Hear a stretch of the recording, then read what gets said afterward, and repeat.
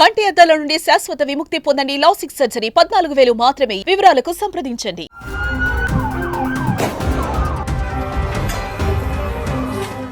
అక్రమ వలసదారుల అరెస్టుకు ట్రంప్ యంత్రాంగం సిద్ధం కావడంతో లాస్ ఏంజలస్లో నిరసనల జ్వాలలు చెలరేగాయి.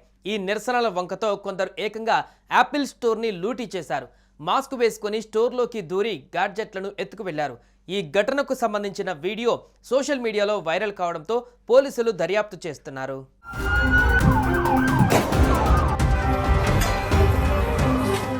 అగ్రరాజ్యం అమెరికా అధ్యక్షుడు ట్రంప్ ఇమిగ్రేషన్ ఆదేశాలకు వ్యతిరేకంగా కొనసాగుతున్న నిరసనలు హింసాత్మక రూపాన్ని దాల్చాయి. ఈ నిరసనల మధ్య ఒక యాపిల్ స్టోర్ లూటీ అయ్యింది. డౌన్ టౌన్లో నిరసనల సమయంలో ముసుగులు ధరించిన కొందరు వ్యక్తులు యాపిల్ స్టోర్లోకి ప్రవేశించారు. స్టోర్ కిటికీ అద్దాలను ధ్వంసం చేసి గ్యాడ్జెట్లను దోచేశారు.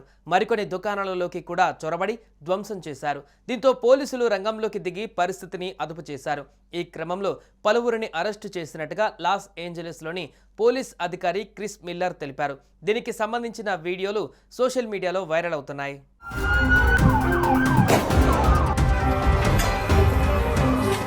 నిరసనల నేపథ్యంలో డౌన్ టౌన్లోని పలు ప్రాంతాలలో పరిమిత కర్ఫ్యూ విధిస్తున్నట్లు Los Angeles mayor Karen Bass పేర్కొన్నారు. ఇది మంగళవారం రాత్రి 8 గంటల నుంచి ఉదయం 6 గంటల వరకు అమలులో ఉంటుందని తెలిపారు.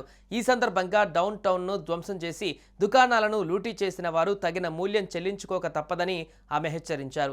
అక్రమ వలసదారులను అరెస్టు చేసేందుకు ఇమిగ్రేషన్ అండ్ కస్టమ్స్ ఎన్ఫోర్స్మెంట్ అధికారులు శుక్రవారం లాస్ ఏంజలస్లోని డౌన్ టౌన్లో సోదాలు ప్రారంభించడంతో ఈ నిరసనలు ప్రారంభమయ్యాయి. ప్రస్తుతం అవి కాలిఫోర్నియాలోని శాన్ ఫ్రాన్సిస్కో, శాంతా అనా, టెక్సాస్లోని డాలాస్, ఆస్టిన్లను విస్తరించాయి. లాస్ ఏంజలస్లోని జాతీయ కార్యాలయాలు, డిటెన్షన్ సెంటర్ల రక్షణ కోసమంటూ అమెరికా అధ్యక్షుడు డొనాల్డ్ ట్రంప్ అక్కడి భారీ స్థాయిలో నేషనల్ గార్డులను 700 మంది మెరీన్లను పంపుతున్నారు. California governor Gavin Newsom, Los Angeles mayor Karen బాస్తో పాటు పోలీస్ అధికారులు ఈ చర్యను వ్యతిరేకిస్తున్నారు.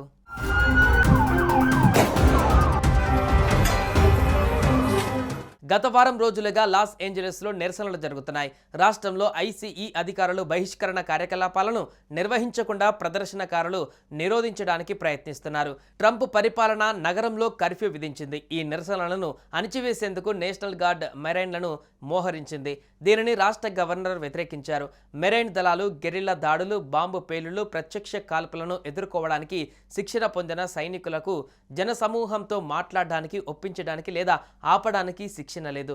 ఇప్పుడు అలాంటి యోధులను విధులను నిర్వహించేందుకు పంపడం సైనికులు, ప్రజల ప్రాణాలకు ముప్పు కలిగిస్తుందని చెబుతున్నారు.